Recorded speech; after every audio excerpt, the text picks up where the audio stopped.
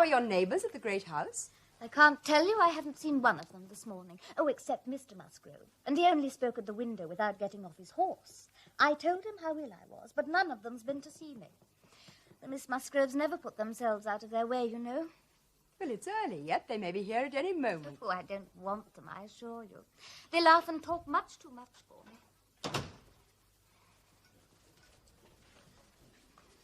Oh, Anne, I'm so very unwell. It was most unkind of you not to come on Thursday. But, Mary, you wrote and said that you were in no hurry for me. Oh, it was nothing remarkable.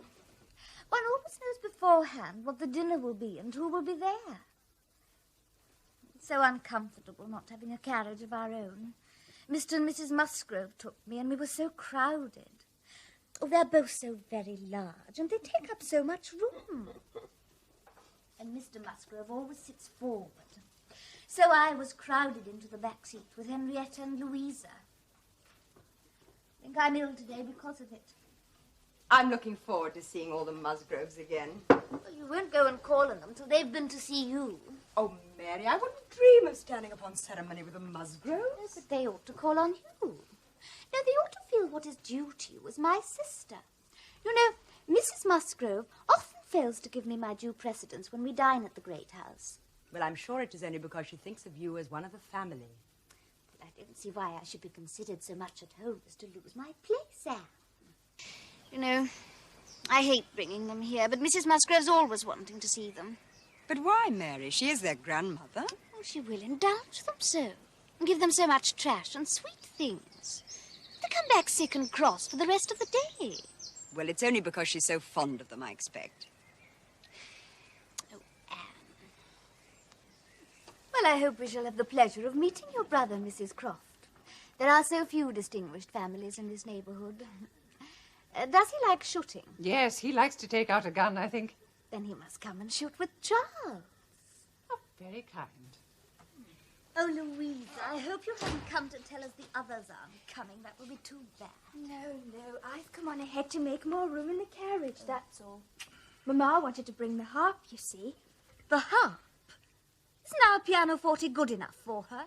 Well, Papa and Mamma are in very low spirits this evening, especially Mamma. Oh, dear.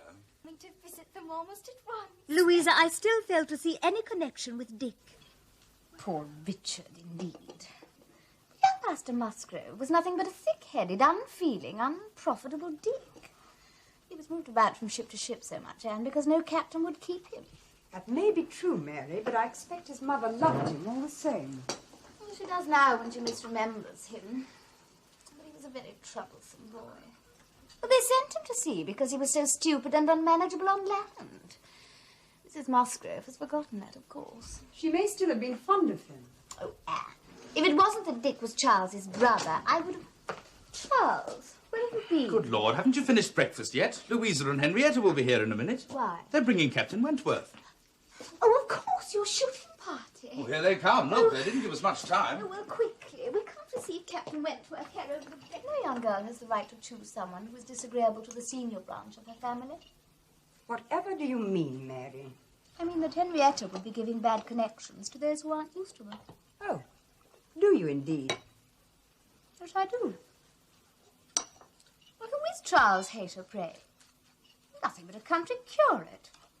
Most improper match for a Miss Musgrove of Uppercross. All churchmen do have to start as curates, you know.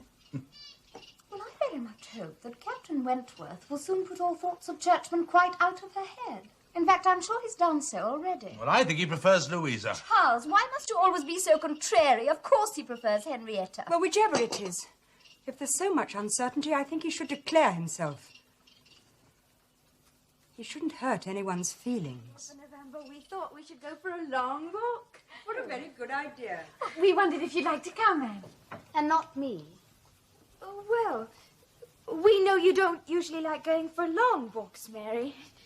I don't know what you mean. I'm a very good walker. Are you sure? Yes, I should like to join you very much indeed. I'm very fond of a long walk. You didn't used to be, Mary. Oh, look, there's Charles and Captain Wentworth. Well, we'd better go and get ready. I can't imagine why they should suppose I wouldn't enjoy a long walk. Everybody is always supposing I'm not a good walker. Well, that is an impression you sometimes give them.